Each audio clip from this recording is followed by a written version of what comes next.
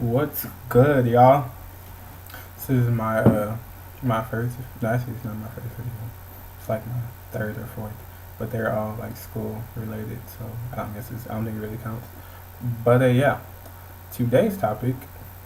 Today's topic. Well, okay. Let me introduce myself because that's like who the heck is this dude? What's good, y'all? My name is Jarvis. I am 21 years old, and I am from San Antonio, Texas. Wow. I have to learn how to edit that out. I'm sorry. I'm from, I'm from San Antonio, Texas.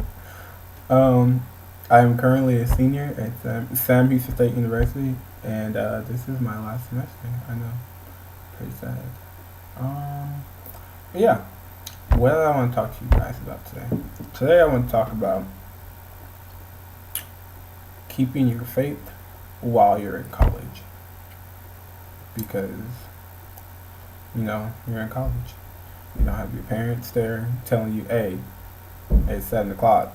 Wake up for church." You don't have that foundation or like those people to like push you to go to church or have like your church home in general. You also, like I said, your parents not there, so it's your responsibility to go do stuff and to be active in your Christian faith in your community.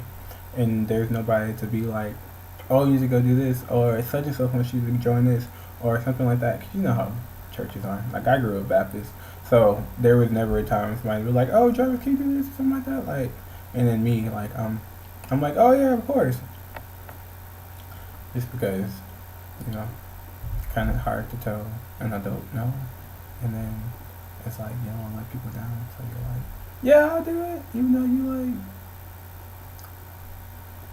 But yeah, so keeping your faith while in college. So yeah, sorry, I need some water.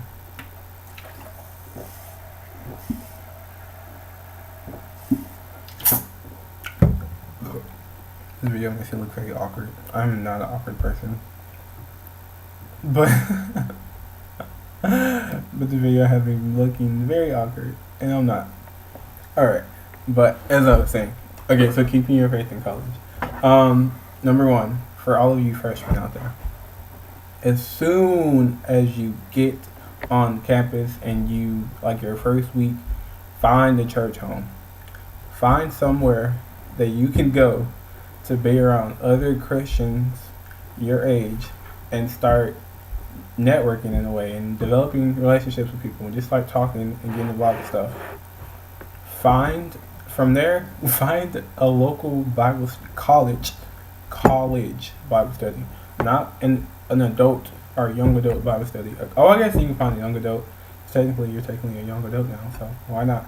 But if you can't find a college one, but yeah, find a college ministry or something within those range for you to get involved with, because I'm telling you, it is so easy to get overwhelmed and to get enveloped in the college life and the college lifestyle. And it's so easy for you to lose your faith or lose your foundation because you're still young. You're still trying to figure out who you are. You're still trying to develop like who that person is that you are.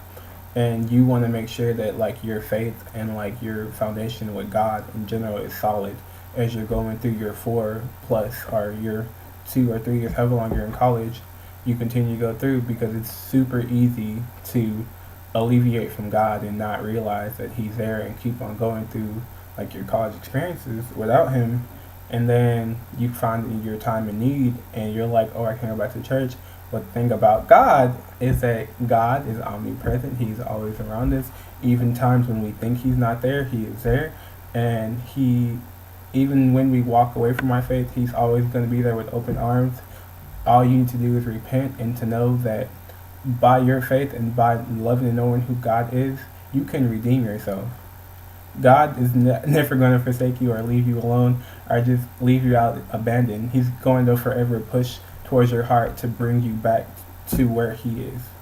But just by you making that initiative step to join something like that, you don't have to go through as much hell as you would in general. Like, of course, you're going to go through times of trial and times of storming, because because those times are the times when God's trying to push us, trying to make sure that we're still strong in our faith and that we're still growing as a Christian. If you don't go through trials, if you don't go through errors, how are you going? You're going to be at standstill with God. You're going to be standstill in your life. You're not going to develop or continue to grow more with God.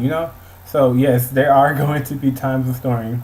I've had several, a gazillion, honestly, in my life. I'm saying several, like, my life is perfect. My life is by no means perfect. But yeah. Two, college ministries. Um, Join a college ministry. Do help with tech. Uh, help passing out flyers. Help with networking, getting involved in church.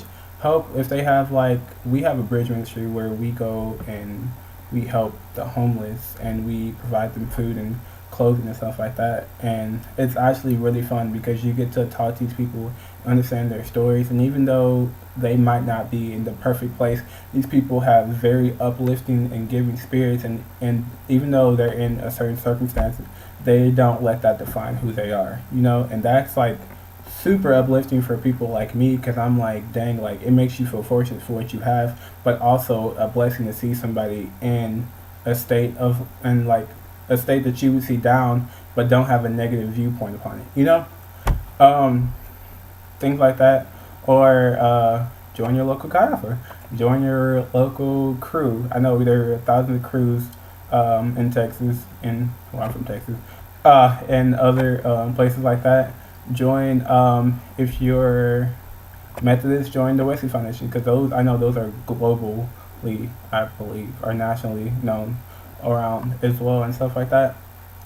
But just make sure, like, you're plugged into something. Yeah, I'm sorry. I'm like yawning. It's 11:34. I don't understand.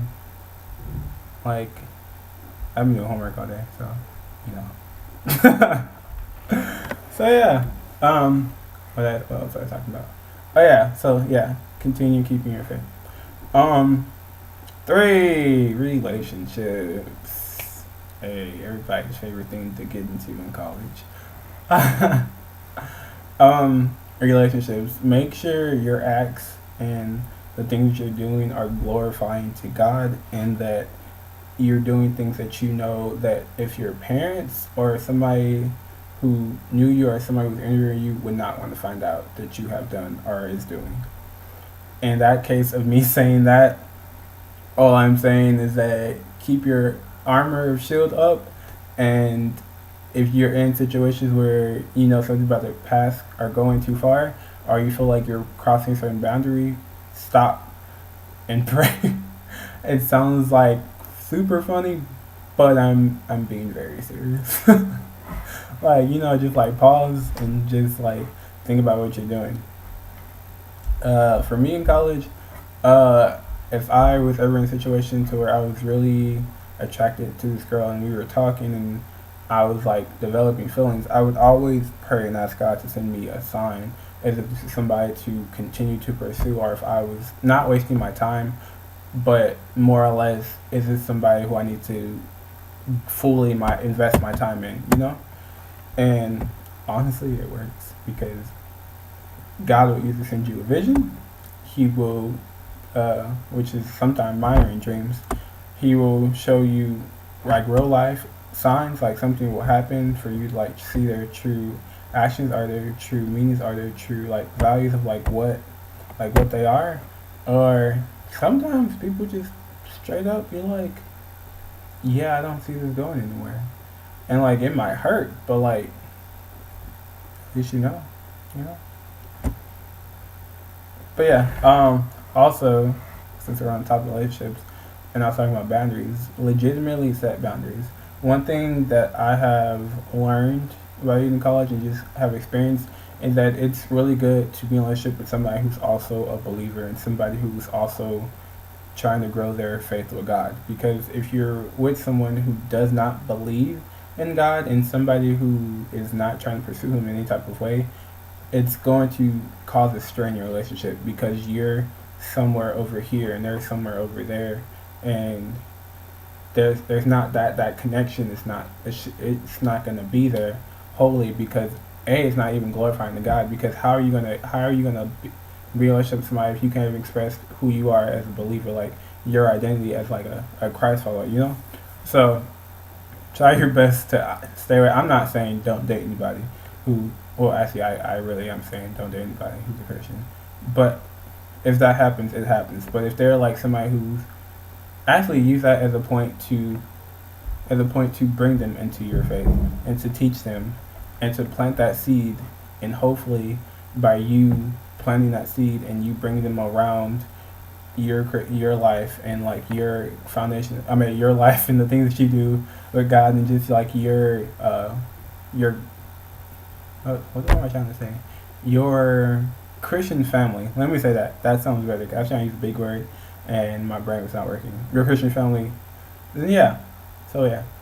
But in all, try your best to not, and to try to pursue somebody as in like dating, like marrying.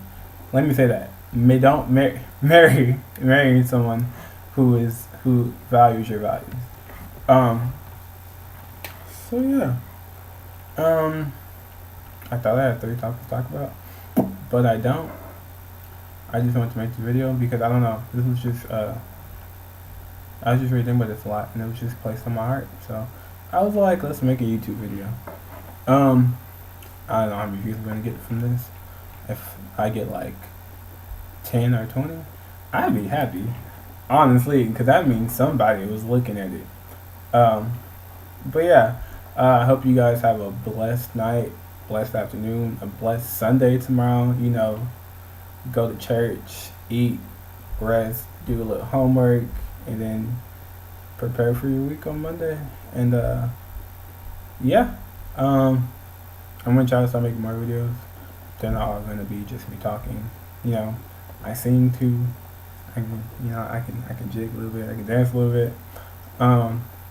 Yeah. So yeah. Thank you, and peace out.